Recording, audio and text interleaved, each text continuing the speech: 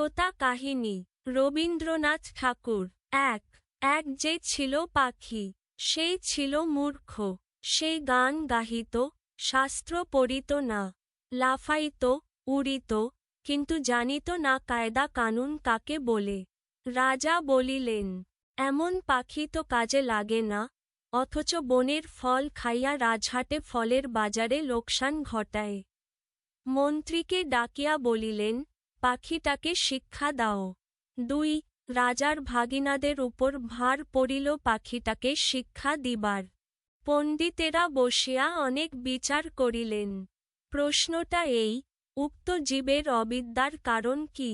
সিদ্ধান্ত হইল, সামান্য খড়কুটা দিয়া পাখি যে বাসা বাঁধে, সে বাসায় বিদ্যা বেশি ধরে না।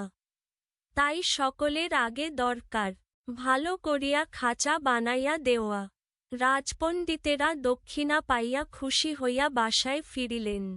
৩ স্যাকরা বসিল সোনার খাঁচা বানাইতে। খাঁচাটা হইল এমন আশ্চর্য যে, দেখিবার জন্য দেশবিদেশের লোক ঝুঁকিয়া পড়িল। কেহ বলে, শিক্ষার একেবারে হদ্দমুদ্দ। কেহ বলে, শিক্ষা যদি নাও হয়, খাঁচা তো হইল। পাখির কি কপাল! স্যাকরা থলি বোঝাই করিয়া বকশিস পাইল। খুশি হইয়া সে তখনই পাড়ি দিল বাড়ির দিকে। পণ্ডিত বসিলেন পাখিকে বিদ্যা শিখাইতে। নস্য লইয়া বলিলেন, অল্প পুঁথির কর্ম নয়। ভাগিনা তখন পুঁথিলিখকদের তলব করিলেন। তারা পুঁথির নকল করিয়া এবং নকলের নকল করিয়া পর্বত প্রমাণ করিয়া তুলিল। যেই দেখিল সেই বলিল, সাবাস! বিদ্যা আর ধরে না। লিপিকরের দল পারিতোষিক লইল বলদ বোঝাই করিয়া তখনই ঘরের দিকে দৌড় দিল। তাদের সংসারে আর টানাটানি রহিল না। অনেক দামের খাঁচাটার জন্য ভাগিনাদের খবরদারির সীমা নাই।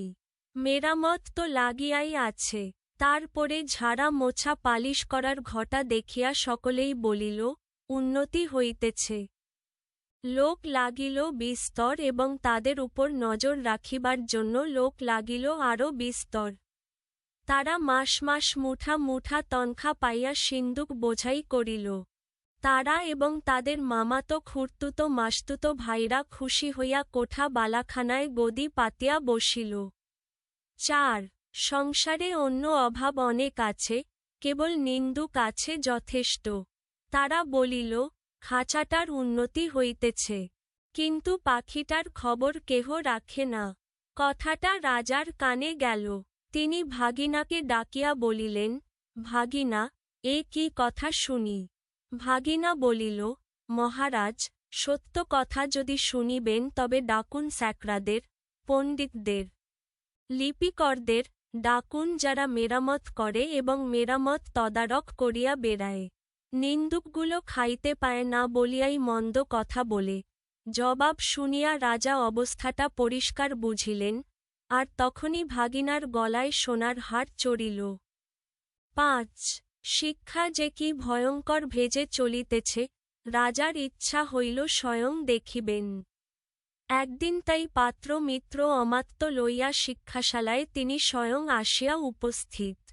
দেউড়ির কাছে অমনি বাজিল শাক ঘণ্টা ঢাক ঢোল কারা নাকারা তুরি ভেরি দামামা কাশি বাঁশি কাসর খোল করতাল মৃদঙ্গ জগঝম্প। পণ্ডিতেরা গলা ছাড়িয়া টিকি নাড়িয়া মন্ত্রপাঠে লাগিলেন। মিস্ত্রি মজুর স্যাকরা লিপিকর তদারক নবিশ আর মামাতো পিস্তুতো খুড়তুতো এবং মাসতুতো ভাই জয়ধ্বনি তুলিল। ভাগিনা বলিল, মহারাজ কাণ্ডটা দেখিতেছেন? মহারাজ বলিলেন, আশ্চর্য! শব্দ কম নয়। ভাগিনা বলিল, শুধু শব্দ নয়, পিছনে অর্থও কম নাই। রাজা খুশি হইয়া দেউড়ি পার হইয়া যেই হাতিতে উঠিবেন এমন সময়, নিন্দুক ছিল ঝোপের মধ্যে গা ঢাকা দিয়া। সেই বলিয়া উঠিল, মহারাজ, পাখিটাকে দেখিয়াছেন কি? রাজার চমক লাগিল, বলিলেন, ওই যা। মনে তো ছিল না, পাখিটাকে দেখা হয় নাই। ফিরিয়া আসিয়া পণ্ডিতকে বলিলেন, পাখিটাকে তোমরা কেমন শেখাও তার কায়দাটা দেখা চাই। দেখা হইল। দেখিয়া বড় খুশি। কায়দাটা পাখিটার চেয়ে এত বেশি বড় যে পাখিটাকে দেখাই যায় না, মনে হয় তাকে না দেখিলেও চলে। রাজা বুঝিলেন আয়োজনের ত্রুটি নাই। খাঁচায় দানা নাই, পানি নাই, কেবল রাশি রাশি পুঁথি হইতে রাশি রাশি পাতা ছিঁড়িয়া কলমের ডগা দিয়া পাখির মুখের মধ্যে ঠাসা হইতেছে। গান তো বন্ধই, চিৎকার করিবার ফাঁকটুকু পর্যন্ত বোঝা। দেখিলে শরীরে রোমাঞ্চ হয়। এবারে রাজা হাতিতে চড়িবার সময় কান মলা সর্দারকে বলিয়া দিলেন, নিন্দুকের যেন আচ্ছা করিয়া কান মলিয়া দেওয়া হয়। 6. পাখিটা দিনে দিনে ভদ্র দস্তুর মতো আধমরা হইয়া আসিল। অভিভাবকেরা বুঝিল বেশ আশাজনক। তবু স্বভাবদোষে সকালবেলার আলোর দিকে পাখি চায় আর অন্যায় রকমে পাখা ঝটপট করে।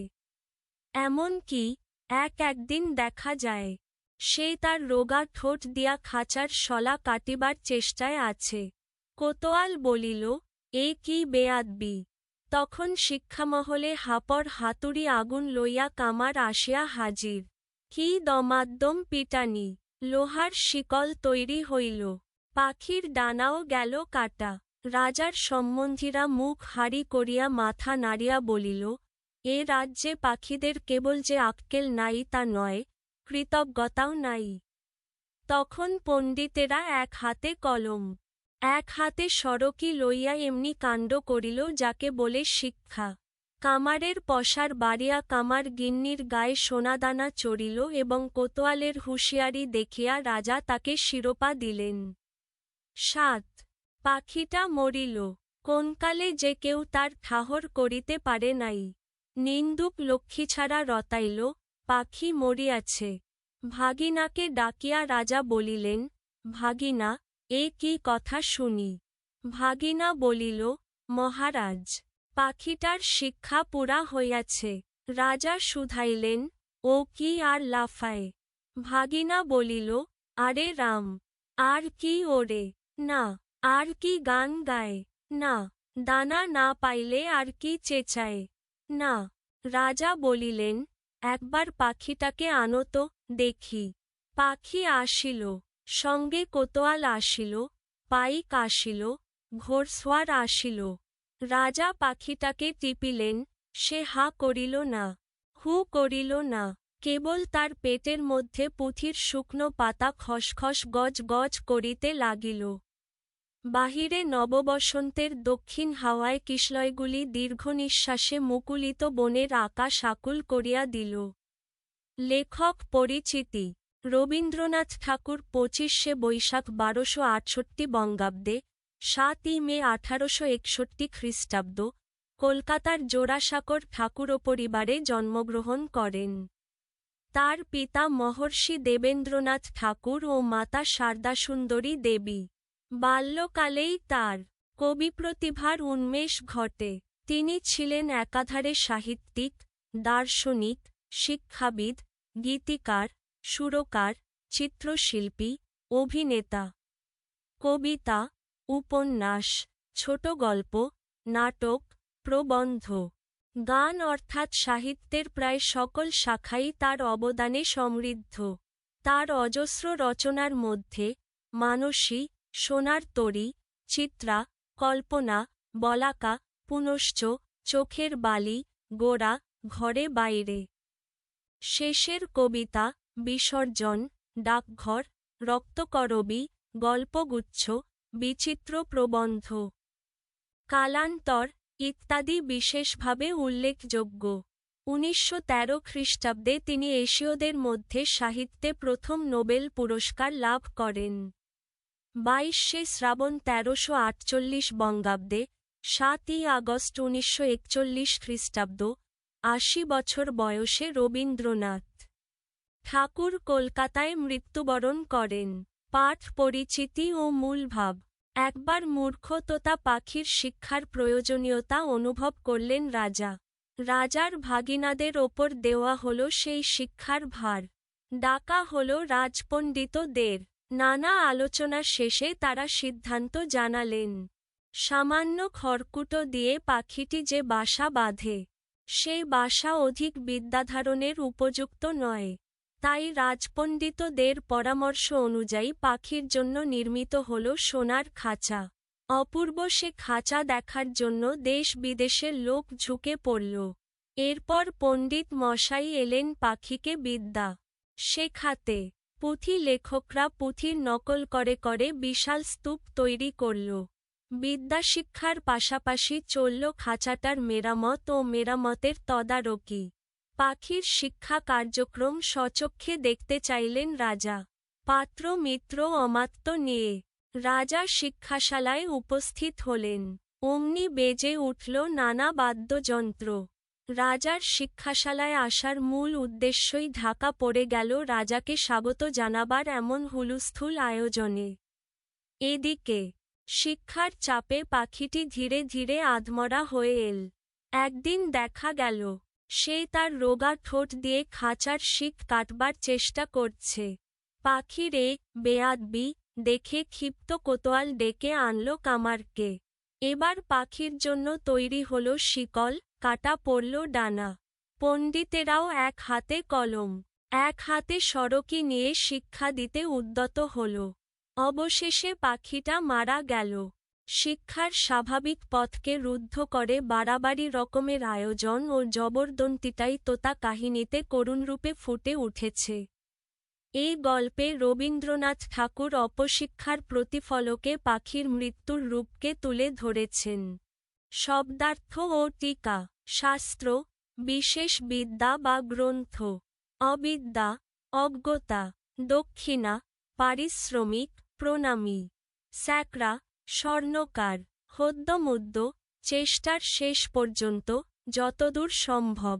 স্বয়ং, নিগ, নস্য, তামাকের গুড়া। অমাত্য, মন্ত্রী। তলব, ডাকা। তুরী, বাদ্যযন্ত্রবিশেষ। রণসিঙ্গা, বিউগল। পুঁথি, পুস্তক, হাতে লেখা বই। ভেরি, বাদ্যযন্ত্রবিশেষ। ঢাক, নকল, অনুলিপি। দেউড়ি, সদর দরজা। পর্বতপ্রমাণ, পাহাড়ের সমান। জগছম্প, জয়ঢাক, প্রাচীন রণবাদ্য বিশেষ। পারিতোষিক, পুরস্কার, পারিশ্রমিক। তদারকনবিশ, তত্ত্বাবধানকারী। খবরদারি, তত্ত্বাবধান করা। ভদ্র দস্তুর মতো, শিষ্ট প্রথা অনুযায়ী। পালিশ, চকচকে করা। রোমাঞ্চ, শিহরণ। তনখা, টাকা, মুদ্রা। সড়কি, বর্ষা, বল্লম। খুড়তুতো, চাচাতো, কাকাতো। কোতোয়াল, প্রহরী, নগর রক্ষক। মাসতুতো, মাসি বা খালার সন্তান। হাপর, চুল্লিতে বাতাস দেওয়ার জন্য নলযুক্ত থলি। কোঠা, বালাখানা, পাকা ঘর, প্রাসাদ। ঠাহর, টের পাওয়া, অনুভব করা। নিন্দুক, নিন্দা করে যে, গল্পে সত্যবাদী অর্থে। কিশলয়, গাছের কচি পাতা, নতুন পাতা। তদারক, তত্ত্বাবধান, খবরদারি। মুকুলিত, যা আধফুটন্ত বা যা কুড়িতে পরিণত হয়েছে। নমুনা প্রশ্ন। বর্ণনামূলক প্রশ্ন। ১. ক পাখিকে শিক্ষা দেবার ভার কার উপর ন্যস্ত ছিল? পণ্ডিতদের মতে পাখির অবিদ্যার কারণ ব্যাখ্যা করো। উত্তর পাখিকে শিক্ষা দেবার ভার ছিল রাজার ভাগিনাদের ওপর। পণ্ডিতদের মতে পাখির অবিদ্যার কারণ হল যে পাখি সামান্য খড়কুটা দিয়ে বাসা বানায়। তাই তার বাসা বিদ্যা ধারণ করার উপযুক্ত নয়। অর্থাৎ পাখির জ্ঞান অর্জনের জন্য পরিবেশ এবং সুযোগ সঠিকভাবে তৈরি করা হয়নি। পণ্ডিতরা সিদ্ধান্ত নেন যে প্রথমে পাখির জন্য ভালো করে খাঁচা বানানো প্রয়োজন, যাতে সে শিক্ষার উপযুক্ত পরিবেশে থাকে। খ. তোতা কাহিনী, গল্পে শিক্ষা নিয়ে বাড়াবাড়ি করার দিকটি আলোচনা করো। উত্তর. তোতা কাহিনী, গল্পে শিক্ষা নিয়ে বাড়াবাড়ি করার দিকটি স্পষ্টভাবে ফুটে উঠেছে। পাখিটিকে শিক্ষিত করার উদ্দেশ্য ভালো হলেও তার জন্য যে প্রক্রিয়া করা হল, তা অত্যন্ত জটিল ও অতিরঞ্জিত। সোনার খাঁচা বানানো, পুঁথির বিশাল স্তূপ, পণ্ডিত, লিপিকর, স্যাকরা, কামার, কোতোয়াল, সবাই একযোগে শিক্ষার কার্যক্রমে নিয়োজিত হল। রাজা স্বচক্ষে দেখার জন্য আয়োজিত হল বিশাল হুলস্থুল, বাদ্যযন্ত্র বাজানো, শাঁখ ঘণ্টা ঢোলের জটিল আয়োজন। শিক্ষার মূল উদ্দেশ্য, অর্থাৎ জ্ঞান অর্জন বা শেখার প্রক্রিয়া, সম্পূর্ণভাবে উপেক্ষিত হয়ে প্রদর্শনী ও বাহ্যিক আয়োজনের দিকে মনোযোগ দেওয়া হল। ফলস্বরূপ, পাখি ধীরে ধীরে অসুস্থ ও দুর্বল হয়ে পড়ে। ডানা কাটা হয় এবং শেষ পর্যন্ত মারা যায়। রবীন্দ্রনাথ এখানে দেখিয়েছেন যে শিক্ষা যদি প্রাকৃতিক নিয়ম ও সঠিক পদ্ধতি মেনে না হয়, অতিরিক্ত চাপ, বাহ্যিক ছদ্মবেশ ও জবরদস্তি শিক্ষাকে বিধ্বংসী রূপ দিতে পারে। সংক্ষেপে, গল্পে শিক্ষা নিয়ে বাড়াবাড়ির অর্থ হল অপরিপক্ক, জবরদস্তি ও বাহ্যিক প্রদর্শনমুখী শিক্ষার বিপদ, যা প্রকৃত শিক্ষার মূল ভাবকে হারিয়ে দেয়। ২. ক. সভাসদবর্গ নিয়ে শিক্ষালয়ে উপস্থিত হবার মূল উদ্দেশ্য কিভাবে ঢাকা পড়ে গেল? ব্যাখ্যা কর। উত্তর: শিক্ষালয়ে সভাসদবর্গ, পণ্ডিত, লিপিকর, স্যাকরা, কামার, কোতোয়াল উপস্থিত হওয়ার মূল উদ্দেশ্য ছিল পাখিকে সরাসরি শিক্ষা দেওয়া এবং তার শেখার প্রক্রিয়া পর্যালোচনা করা। তবে, রাজা যখন স্বয়ং শিক্ষাশালায় আসেন, তখন দেখেন শিক্ষার পরিবর্তে সবাই মূলত তাকে অভ্যর্থনা জানাতে এবং আয়োজনে অংশ নিতে ব্যস্ত। শাঁখ, ঘণ্টা, ঢাক, ঢোল, তুড়ি, দামামা, কাঁসি, বাঁশি, সব বাদ্যযন্ত্র বাজছে, লোকজন জগঝম্প করছে। মিস্ত্রি মজুররা খাঁচা মেরামত করছে, তদারকনবিশরা তদারক করছে। ফলে, মূল উদ্দেশ্য, অর্থাৎ পাখির শিক্ষার প্রকৃত মূল্যায়ন, প্রদর্শনী ও আয়োজনের ভিড়ে ঢেকে যায়। রাজা খুশি হলেও আসল শিক্ষা কার্যক্রমের দিকে তার মনোযোগ যায় না। অন্য কথায়, শিক্ষা প্রকৃত উদ্দেশ্য হারিয়ে বাহ্যিক ছদ্মবেশ ও তৎপরতা প্রদর্শনের মধ্যে রূপান্তরিত হয়। খ. পাখি মরিয়াছে, নিন্দুকেরা সত্য কথা বলেছিলা, তোতা কাহিনী, গল্পের আলোকে নিন্দুক ও তোষামোদকারীর ভূমিকা ব্যাখ্যা কর। উত্তর: গল্পে পাখি মরিয়াছে বলতে নিন্দুকেরা সত্যটা প্রকাশ করেছিল, কিন্তু তাদের উদ্দেশ্য ছিল নিন্দা করা, লোকসান বা তাচ্ছিল্য দেখানো, তাই রাজা ও ভাগিনারা তাদের কথাকে সরাসরি বিশ্বাস করেননি। নিন্দুকরা মূলত অপব্যবস্থা ও অতিরিক্ত আয়োজনের ফলাফল উন্মোচন করেছে, যদিও তারা গল্পে নেতিবাচক চরিত্র হিসেবে উপস্থিত। অন্যদিকে, তোষামোদকারীরা, যেমন ভাগিনা, পণ্ডিত, লিপিকর, স্যাকরা, তারা শিক্ষার প্রকৃত উদ্দেশ্যকে ভুলে শুধু প্রদর্শনী, খাঁচার মেরামত, পুঁথি স্তূপ তৈরি এবং বাহ্যিক সজ্জা নিয়ে ব্যস্ত ছিল। তারা রাজা ও দর্শকদের খুশি করার জন্য কাজ করেছিল, শিক্ষার ফলাফল বা পাখির স্বাভাবিক চাহিদা ও স্বাস্থ্যের দিকে মনোযোগ দেয়নি। সংক্ষেপে, গল্পে নিন্দুকেরা সত্য হলেও কটু মন্তব্য করে, আর তোষামোদকারীরা প্রশংসা ও বাহ্যিক আয়োজনের মাধ্যমে শিক্ষার প্রকৃত উদ্দেশ্যকে ঢেকে দেয়। এটি দেখায় যে বেশি প্রশংসা বা বাহ্যিক ছদ্মবেশ শিক্ষাকে ধ্বংস করতে পারে। আর কখনো সত্যবচনও মানুষকে সরাসরি বোঝায় না।